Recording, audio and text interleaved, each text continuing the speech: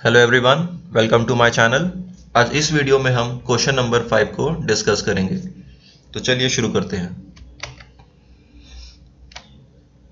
Question number 5, question को ध्यान से पढ़ेंगे।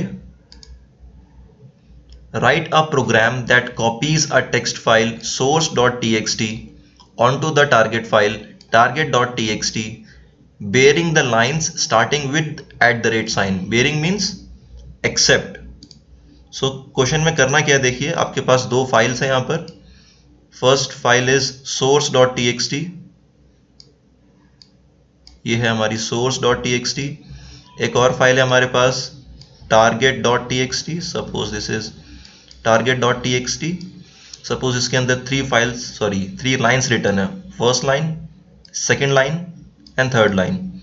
सपोज सेकेंड लाइन की स्टार्टिंग में @sign आता है, तो आपको करना क्या है, source.txt इस फाइल में से उन लाइंस को कॉपी करना है इस फाइल के अंदर जो से स्टार्ट नहीं होती हैं। तो आप फर्स्ट लाइन को कॉपी कर दोगे, मींस इस लाइन को कॉपी करोगे और इस लाइन को कॉपी करोगे।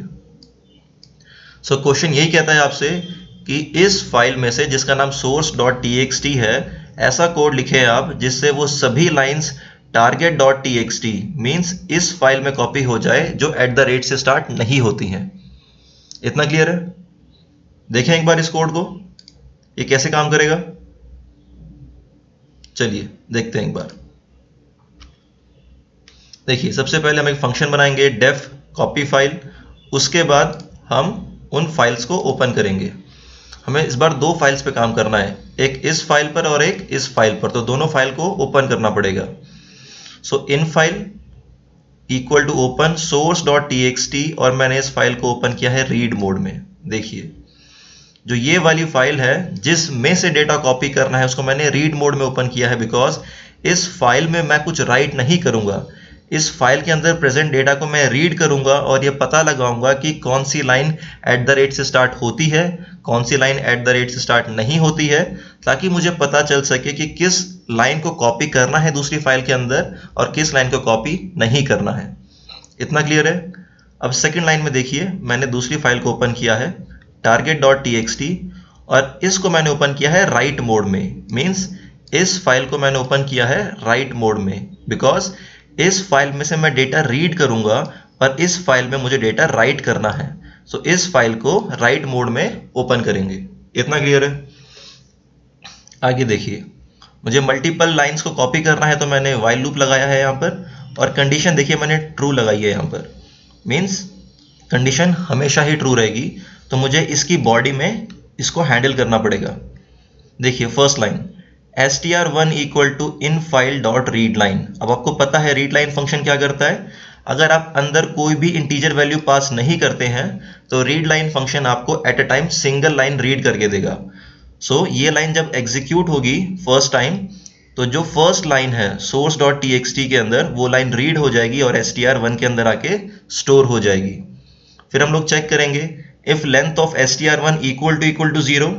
देखिए ये कंडीशन कब ट्रू होगी, ये कंडीशन तब ट्रू होगी कि जिस फाइल में से हमें डेटा रीड करना है वो फाइल हमारी एम्प्टी है, उसके अंदर डेटा प्रेजेंट ही नहीं है। जब डेटा ही प्रेजेंट नहीं है तो यहाँ कुछ रीड ही नहीं होगा, और कुछ रीड नहीं होगा तो लेंथ 0 आ जाएगी। अगर फाइल हमारी एम्प्टी होगी तो ये कंडीशन ट्रू हो जाएगी और हम लोग ब्रेक करके इस लूप से बाहर आ जाएंगे और दोनों फाइल्स को क्लोज कर देंगे और हमारा प्रोग्राम कंप्लीट हो जाएगा। बट अगर हमारे फाइल के अंदर लाइंस प्रेजेंट है तो ये कंडीशन फॉल्स हो जाएगी, ब्रेक नहीं होगा। और अगर डेटा प्रेजेंट है फाइल के अंदर, फिर हम लोग चेक करेंगे कि जो लाइन हमने रीड की है फर्स्ट लाइन, उसका जो फर्स्ट कैरेक्टर है वो है या नहीं। अगर है तो हमें कॉपी नहीं करना है। तो यहाँ देखिए इफ str1 कि 0 पोजीशन पर अगर प्रेजेंट है, मींस वो लाइन जो भी str1 के अंदर है अगर वो से स्टार्ट होती है तो हमें कॉपी नहीं करना है, इसलिए हमने कंटिन्यू स्टेटमेंट यहाँ पर लगा दिया है। ये क्या करेगा, it will return the control to the while loop. जैसे ही ये कंडीशन ट्रू हो जाएगी तो हम लोग वापस व्हाइल लूप पर आ जाएंगे और ये राइट वाला स्टेटमेंट एग्जीक्यूट नहीं होगा। ये कॉन्टिन्यू स्टेटमेंट हमने यहाँ पर इसीलिए लगाया है, जब भी हमें ऐसी लाइन मिले जो से स्टार्ट हो रही है तो ये राइट स्टेटमेंट एग्जीक्यूट ना हो। सो फर्स्ट लाइन हमने यहाँ पे रीड की है, लेंथ इसकी 0 नहीं है और ये एट द रेट से भी स्टार्ट नहीं हो रही है, तो ये कंडीशन हमारी फॉल्स हो जाएगी। ये फॉल्स तो कंटिन्यू नहीं चलेगा, कंटिन्यू नहीं चलेगा तो फिर ये स्टेटमेंट चलेगा और फर्स्ट लाइन यहाँ पर राइट हो जाएगी। इतना क्लियर है? देन अगेन वाइल लूप चलेगा तो सेकंड लाइन रीड हो जाएगी, तो सेकंड लाइन जाएगी str1 के अंदर और second line at the rate से स्टार्ट हो रही है। यहाँ देखिए सेकंड लाइन में कुछ कंटेंट लिखा हुआ है तो लेंथ तो 0 नहीं आ सकती, बट ये वाली कंडीशन देखिए, इफ str1 का 0 पोजीशन पर जो कैरेक्टर है क्या वो एट द रेट के बराबर है? हाँ, एट द रेट के बराबर है, तो कंटिन्यू स्टेटमेंट चलेगा। कंटिन्यू स्टेटमेंट चलेगा तो यहाँ से कंट्रोल फिर ट्रांसफर हो जाएगा वाइल लूप के पास। सो राइट स्टेटमेंट नहीं चलेगा, तो इस सेकेंड वाली लाइन हम लोग कॉपी नहीं करेंगे टारगेट फाइल के अंदर। फिर दोबारा वाइल लूप चलेगा तो थर्ड लाइन जाएगी str1 के अंदर, लाइन के अंदर कुछ कंटेंट लिखा हुआ है तो लेंथ 0 नहीं हो सकती है, तो ब्रेक नहीं चलेगा। और देखिए थर्ड लाइन की स्टार्टिंग एट द रेट से नहीं हुई है तो ये कंडीशन हमारी फॉल्स हो जाएगी। ये कंडीशन फॉल्स तो कंटिन्यू नहीं चलेगा, कंटिन्यू नहीं चलेगा तो फिर ये वाला स्टेटमेंट एग्जीक्यूट होगा जिससे जो थर्ड लाइन है वो राइट हो जाएगी टारगेट फाइल के अंदर। इतना क्लियर है? उसके बाद दोबारा हम लोग वाइल लूप के पास जाएंगे और फिर से वो एक लाइन रीड करेगा, बट इस टाइम एम्प्टी लाइन है, नीचे डेटा ही प्रेजेंट नहीं है, तो लेंथ 0 आ जाएगी और ब्रेक कर देंगे। Break is use to terminate the loop. जैसे ही ब्रेक एग्जीक्यूट होगा हम लोग इस वाइल लूप से बाहर आ जाएंगे और दोनों फाइल्स को क्लोज कर देंगे। और इस तरीके से सोर्स फाइल के अंदर वो सभी लाइंस जो एट द रेट से स्टार्ट नहीं होती हैं वो target.txt के अंदर सेव हो जाएंगी। आई होप आपको समझ में आ गया होगा। एक बार इस कोड को रन करके देख लेते हैं फॉर बेटर कॉन्सेप्चुअल क्लैरिटी।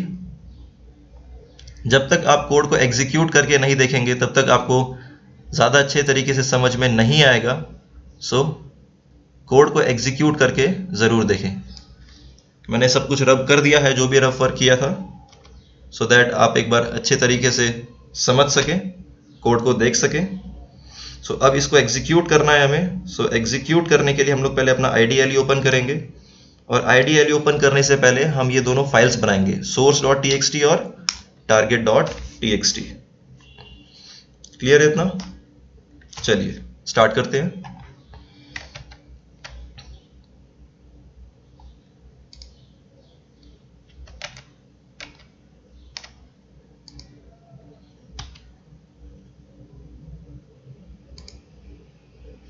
यहां देखिए, इसको डिलीट कर लेते हैं पहले, फिर से बनाएंगे एक बार।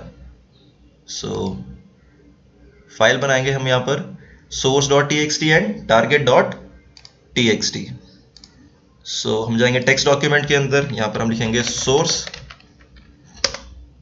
और मैंने आपको बताया था पार्ट 2 या पार्ट 3 में कि अगर आप किसी फाइल को राइट मोड में ओपन करते हैं और उस नाम से फाइल एग्जिस्ट नहीं करती है तो फाइल अपने आप क्रिएट हो जाती है। तो जो टारगेट फाइल है उसको हम लोग यहाँ पर राइट क्लिक करके नहीं बनाएंगे, कोड के थ्रू ही टारगेट फाइल को बनाएंगे हम लोग with the help of code. So इसके अंदर कुछ लिख लेते हैं हम। सपोज लिखते हैं इसके अंदर Python is a high level language, it is developed by Van Rossum,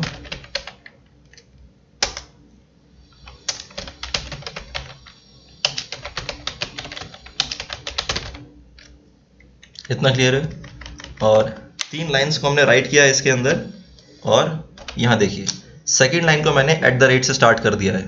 सो जब अपने प्रोग्राम को एग्जीक्यूट करूंगा तो first line means this one and third line means this one, बस यही दोनों लाइंस कॉपी होनी चाहिए टारगेट फाइल के अंदर। ये वाली जो लाइन है मिडिल लाइन, ये कॉपी नहीं होनी चाहिए बिकॉज ये एट द रेट से स्टार्ट हो रही है। इसको यहाँ पे क्लोज करेंगे, सेव करेंगे, एक बार चेक कर लेते हैं। ठीक है, इतना क्लियर है। सो हम लोग जाएंगे अपने IDLE के अंदर, न्यू फाइल बनाएंगे और यहाँ पर कोड करना स्टार्ट करेंगे। सबसे पहले हमको फंक्शन का हेडर लिखना है, तो हेडर के लिए सबसे पहले लिखेंगे डेफ, फंक्शन का नाम कॉपी फाइल्स,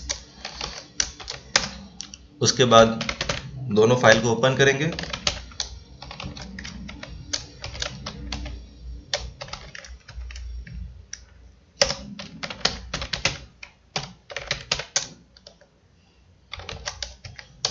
यहाँ देखिए, फर्स्ट फाइल को मैं कॉपी करूंगा रीड मोड में और उसका एड्रेस यहाँ पर कॉपी करेंगे। प्रॉपर्टीज में जाएंगे, यहाँ कॉपी कर लिया है एड्रेस और यहाँ जाके पेस्ट करेंगे। नाम है source.txt, // यहाँ पे जाएंगे और ये डॉट में कॉपी कर लेता हूँ यहाँ से .txt। अब देखिए, जो दूसरी फाइल बनानी है राइट, जिसमें करना है मुझे डेटा, उसको राइट मोड में ओपन करेंगे और उस फाइल को मैं डेस्कटॉप पर ही बनाना चाहता हूँ। सो मैं डेस्कटॉप का ही एड्रेस कॉपी कर लूंगा और कंट्रोल V। फाइल का नाम target.txt,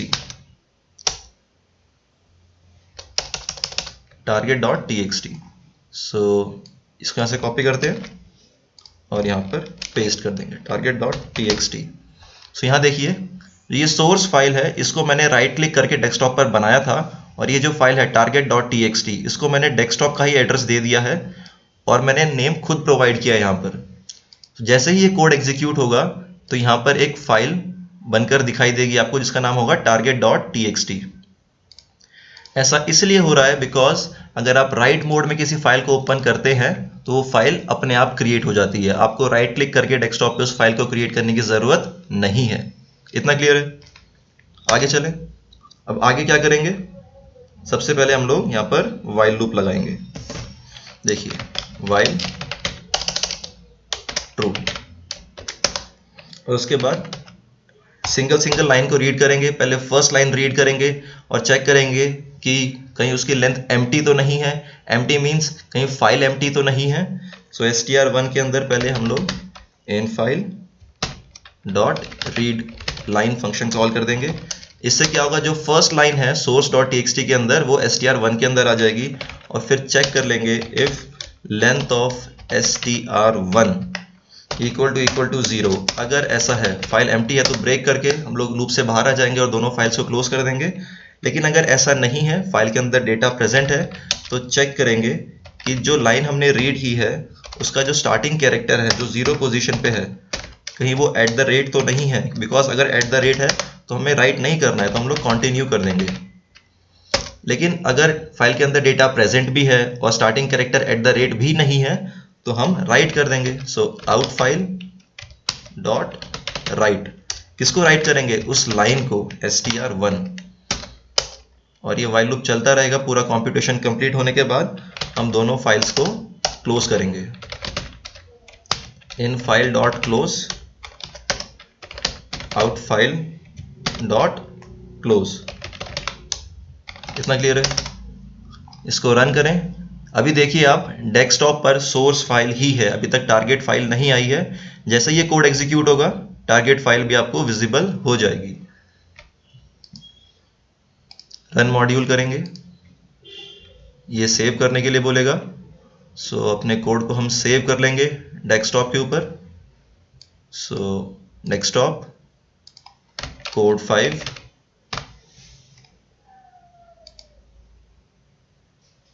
सो कोड हमारा एग्जीक्यूट हो गया है, कोई एरर नहीं है। तो फंक्शन कॉल कर लेते हैं। फंक्शन का नाम देखिए कॉपी फाइल्स, ये भी कॉपी कर लेते हैं। सो पेस्ट कर दिया यहाँ पर और यहाँ देखिए फंक्शन कॉल कर दिया है मैंने, बट यहाँ पर कोई भी आउटपुट नहीं आया है और आना भी नहीं चाहिए था। बिकॉज मैंने एक फाइल बनाई थी और आउटपुट क्या आना था कि उस फाइल का डेटा दूसरी फाइल में कॉपी हो जाए। तो मुझे अब देखना पड़ेगा डेस्कटॉप के ऊपर जाके कि वहां पर कोई फाइल बनी है या नहीं। यहाँ देखिए, जैसे ही वो कोड एग्जीक्यूट हुआ यहाँ पर टारगेट नाम की फाइल बन गई है और सोर्स में देखिए यहाँ पे 3 लाइन्स हैं और @ जिस लाइन की स्टार्टिंग में आ रहा है उस लाइन को कॉपी नहीं होना था। तो टारगेट वाली फाइल में एक ये लाइन आनी चाहिए और एक ये वाली लाइन आनी चाहिए। देखें एक बार। सो जैसे टारगेट पे क्लिक करेंगे तो वो ही दोनों लाइंस यहाँ पर आई हैं जो @ से स्टार्ट नहीं हुई हैं। सो आई थिंक आपको ये समझ में आया होगा, और अगर आपको कोई भी प्रॉब्लम है, कोई भी चीज़ आपको समझ नहीं आई है इस कोड में या फिर इस वीडियो में, तो प्लीज़ आप कमेंट सेक्शन में हमें ज़रूर बताएं, सो दैट मैं उसके ऊपर एक डाउट सेशन की वीडियो बना सकूं। Thank you.